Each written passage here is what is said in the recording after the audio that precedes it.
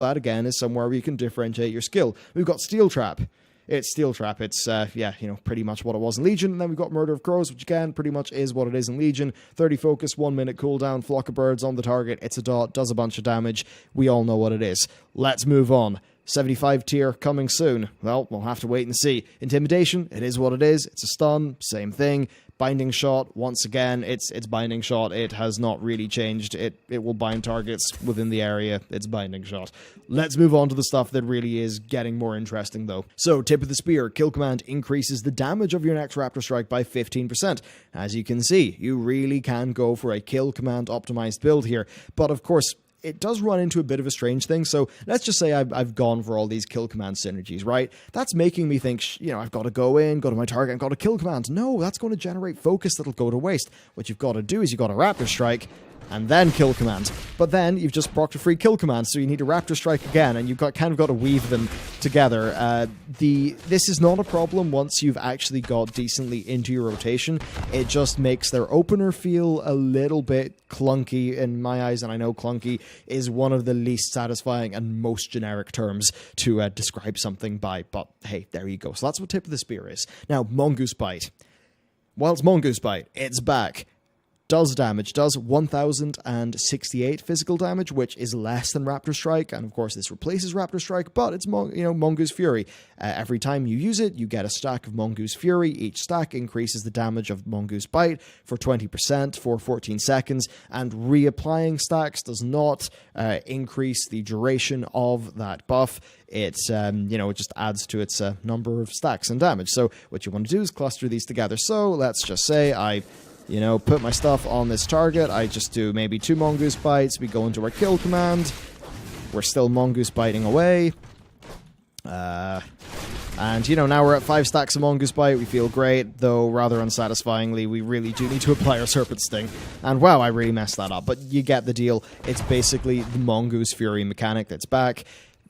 One thing that I would say is Mongoose Fury didn't feel that great at level 100 without an artifact, but it did start to feel great once you moved on to like level 110 and you had a whole bunch of gear. So that's what's going on with Mongoose Bite. Let's change our talents up to Arctic Bola. This is one of our new abilities. So Arctic Bola, 8-second cooldown, 40 focus, which is pretty hefty. It does 2,000 frost damage, which is a decent amount of damage, and it also reduces the target's movement speed. So if I fire out this Arctic Bola, not really the best spell effect, if I'm honest. So that's what that is. It's an 8-second cooldown. It pretty much slots into your rotation.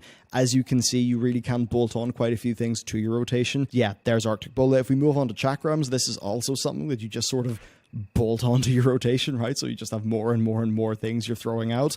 Chakram, 20-second cooldown, 40-yard range. Doesn't really tie into your focus at all.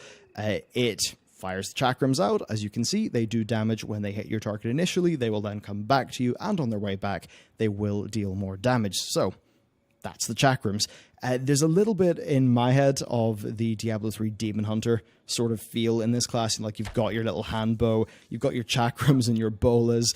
You feel like a character that's more of a sort of survivalist, gadgeteer style of hunter than the Legion version, which was just some mad, blood-crazed person with a polearm whacking stuff. So that's the Chakrams. Now, if we look at Primal Instincts, Harpoon increases critical strike chance of your abilities by 15% for 12 seconds. Then Disengage increases your haste by 15% for 12 seconds, and you can only have one of these effects active at once. Now, if you combine these with Terms of Engagement, oh, you've actually just got yourself the momentum build of a Demon Hunter. Not really, but you kind of get what I mean. Going in and out, in terms of like spatially, that modifies how your gameplay is really going. And for me, this is a really interesting idea. I'm just not too sure if it's actually executed well here. So if I do this to go in, that's fine. I've got my 15 focus, or no, I've got my 15% critical chance even, so I'm doing more damage, which is great.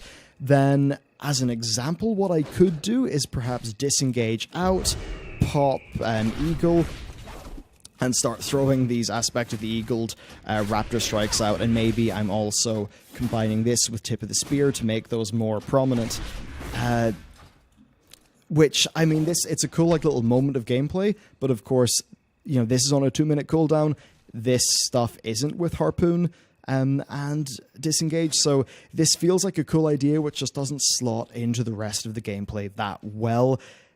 Again, we'll have to wait and see. As I said at the top of the video, it very much does feel like these are ideas that are thrown out there for a hybrid melee range style, and they're not quite refined into the final gameplay yet. They've just sort of thrown a bunch of tools in. And then of course we've got Birds of Prey, pretty simple, Raptor Strike. If you Raptor Strike your pet's target, it extends the duration of Aspect of the Eagle by 1 second. Of course, Aspect of the Eagle by default is 20 seconds, and you'll be doing a lot of Raptor Strikes, so yeah, this means your main cooldown will last a fair bit longer.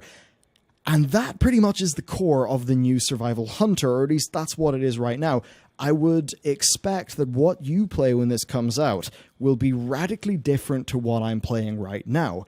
But I think that some of the core design goals and DNA will persevere. So the idea of being a hybrid of ranged and melee, which to me seems a little bit closer to what people at least idealistically thought was cool about the vanilla Survival Hunter, because as a vanilla Survival Hunter, well, you still had a bow equipped, right? You could still do range stuff, and okay, they've changed how the whole character gear thing works nowadays, but a hybrid of both seems to be a little bit more with the idea of being a Survival Hunter rather than just a new type of melee, which is sort of a bit odd and random when you compare it to what the Hunter used to be. Like, we've got a Serpent Sting here, which makes a bit more sense when you think about what a Hunter is.